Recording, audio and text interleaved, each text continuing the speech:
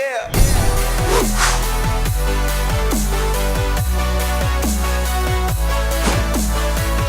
Welcome back to the Gridiron Expert, bringing you some of the best college football news, predictions, and analysis. It's one of the best bowl games every year, the Alamo Bowl. This year pitting number 11 Utah versus Texas down in San Antonio. A game where many will ask, does either team want to be here?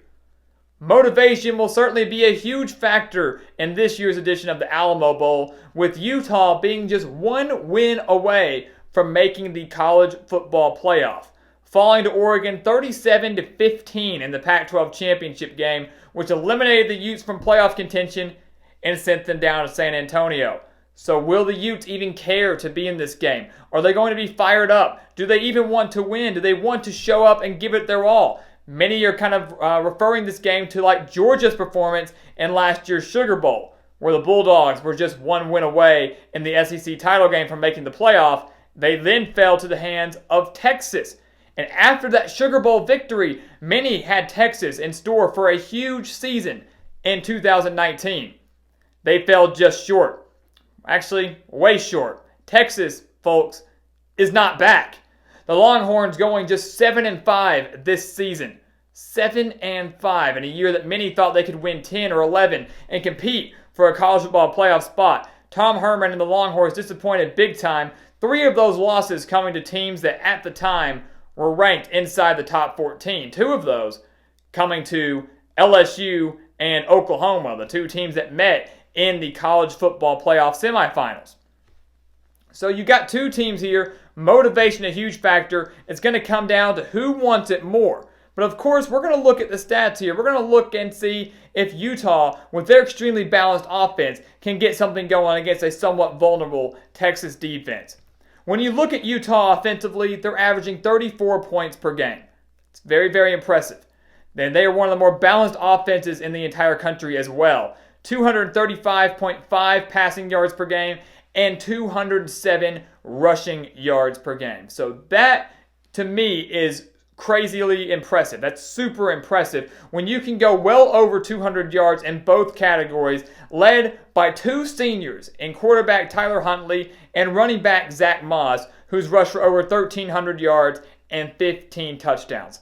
2 seniors that are desperately hoping to conclude their Utah careers with a victory. This offense of Utah does a phenomenal job of taking care of the football as well, something that's going to be key down a hostile environment down in San Antonio. For Texas offensively, they have the capability of being elite. They have the capability of being the offense that we all thought they could be at the beginning of the season. They are averaging 35 points per game. That's 5 touchdowns per game. You really can't complain about that. You just wish the Longhorns could have won more. They got their quarterback, the junior Sam Ehlinger, who's thrown for over 3,400 yards, 29 touchdowns, and just 9 interceptions, while also adding 590 rushing yards and 6 touchdowns. Ehlinger, man, a true Texan at heart, a true Longhorn at heart, will do anything out there on the field for his teammates and for his state. Luckily for Ehlinger, he's going to be getting a major addition back offensively. At least he should. And wide receiver Colin Johnson, who should be back for his final game as a Longhorn after missing 6 games this season. We all expected a big year out of Colin Johnson as a wide receiver, one of the better wide receivers in the Big 12, hoping to come back and conclude his Texas career with a victory and putting up some big numbers that could improve his NFL draft stock. So you get Colin Johnson back, in theory. Then you've got Devin Duvernay, who's the leading wide receiver for Texas this season. 103 receptions, guys. 103 receptions for Duvernay, over 1,200 yards receiving as well. So he has been Sam Ehlinger's go-to guy in the passing game, and with the addition of Colin Johnson back, it could spell issues for this Utah secondary. And additionally, for Texas, guys, they're very pass-happy, and I would be too with Ehlinger and those core of wide receivers. But they're also averaging 172 rushing yards per game, led by Keontae Ingram, who is doing great things on the ground.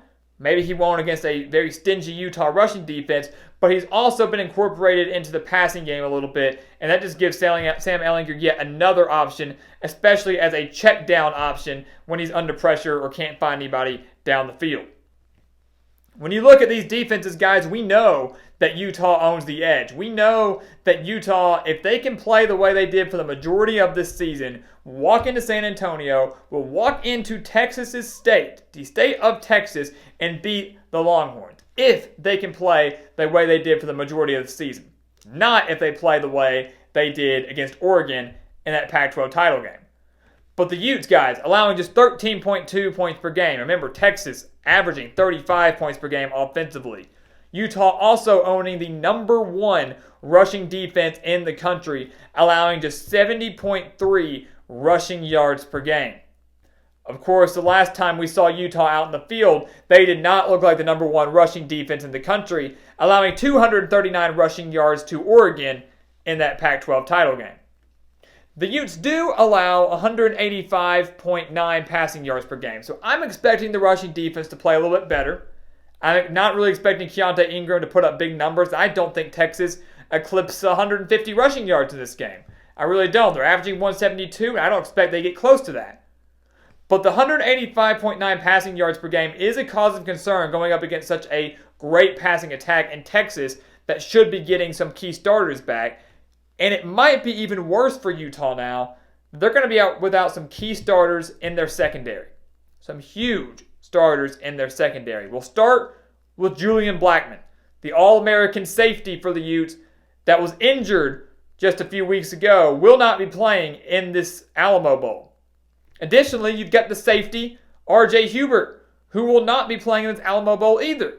So you've got 2 safeties that aren't going to be playing in the Alamo Bowl. And then you've got probably the biggest loss of all, cornerback Jalen Johnson, the All-American for the Utes, one of the best cornerbacks in the country, will be one of the better cornerbacks taken in the 2020 NFL Draft. He's sitting out just for that reason, sitting out in preparation for the NFL Draft.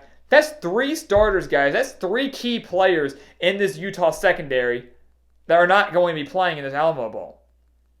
A Utah defense that's not bad against the pass, but really not great, going up against a Texas team that is great with passing the ball and gets one of the best receivers in the Big 12 and maybe in the nation when he's healthy, and Colin Johnson, and then of course Duvernay, who's played extremely well this season. So that is a huge, huge cause of concern. Utah down 3 members in their secondary going up against this passing offense. That could be huge. If you like to bet a little bit, you need to remember that. You need to remember those key stats there because that's going to be a huge blow for this Utah defense. Texas defensively, way worse. Plain and simple. They're not back, guys. They're not back. They're allowing 28.9 points per game. That's over 4 touchdowns per game. You are not going to win 10, 11, 12. Needless to say, you're not going to win in the Big 12. You're not going to go win and get to the college football playoff when you're allowing over 4 touchdowns per game. It's just not going to happen. They're allowing just over 400 yards per game as well, 446.3. They're very vulnerable against the pass, so Utah and Tyler Huntley could have a big day through the air as Texas is allowing over 300 passing yards per game, and they're allowing 140 rushing yards per game. So that, to me, is not a bad mark, but I do expect Zach Moss, who's a patient runner, who doesn't really have that breakaway speed, but is a really powerful runner, to have a decent day on the ground. And Texas's key in this game is really going to be shutting down Tyler Huntley and that dual threat capability, shutting down Tyler Huntley and not letting him throw the ball down the field, and trying to force Zach Moss to win this game solely on the ground. Texas needs to find a way to make Utah one-dimensional. Texas needs to find a way to take away one, either the pass or the run, focus on the other, and try to win this game defensively. If they can get a couple stops, a couple turnovers, even though Utah doesn't give it away that much, then Texas might be able to win this game down in San Antonio. So who is going to win this game in the Alamo Bowl? Who is going to remember the Alamo? Who is going to remember that and get a huge bowl victory to conclude 2019 and maybe carry some momentum into 2020? Kyle Whittingham, the head coach for Utah, is 11-2 in bowl games. The Utes play extremely well in the postseason under him. At the end of the night, At the end of the night, New Year's Eve, as Utah and Texas prepare to kick off the new year, rolling into 2020, Kyle Whittingham's bowl record will be 11-3. Yes, we are picking the Texas Longhorns to upset the 11th ranked Utah Utes in this Alamo Bowl. Many people will call us crazy. Many people will say no way. But I do look back at what happened in last year's Sugar Bowl. And I know Utah and Georgia are completely separate teams, different players, different coaches, different settings. I get it. But to be one game away from playing in the college football playoff and now playing in what some will say is a meaningless bowl game, you do question Utah's motivation in this one. You do question how much they will be playing and how hard they will be playing, how much fight will be in here. They're coming down to Texas, so Texas might have a slight home field advantage. They certainly will have more fans backing them in this one than Utah will. Tom Herman, he thrives as an underdog. The Longhorns, 7.5-point underdogs in this one, not getting a lot of credit in this Alamo Bowl. And I like the Longhorns to go win this game. I think they're a little more motivated. I think they're going to want it more. With Utah being down a lot of people in that secondary, I expect Sam Ehlinger to have a huge day through the air. And in a close one, Texas wins this game, clinches an 8-win season, and that might just be the spark they need to get to a huge 2020 season. They were not back last year. You can bet your money you won't hear Sam Ehlinger say, "We're back," if they do defeat the Utes on New Year's Eve. People will talk about it. It's not going to be true, but it's going to be a huge boost going into next season where Texas will once again have a chance to show us if they are really back or not. So guys, thank you so much for watching us here on YouTube. Make sure to check out everything in the description below. We've got the spread pick for this Alamo Bowl and every other college football bowl game for you over at thegridironexpert.com. We've got exclusive college football content and offers you do not want to miss in the description, so check it all out. And as always, thank you for watching. Please continue to like, comment, and subscribe, and we'll see you next time on The Gridiron Expert.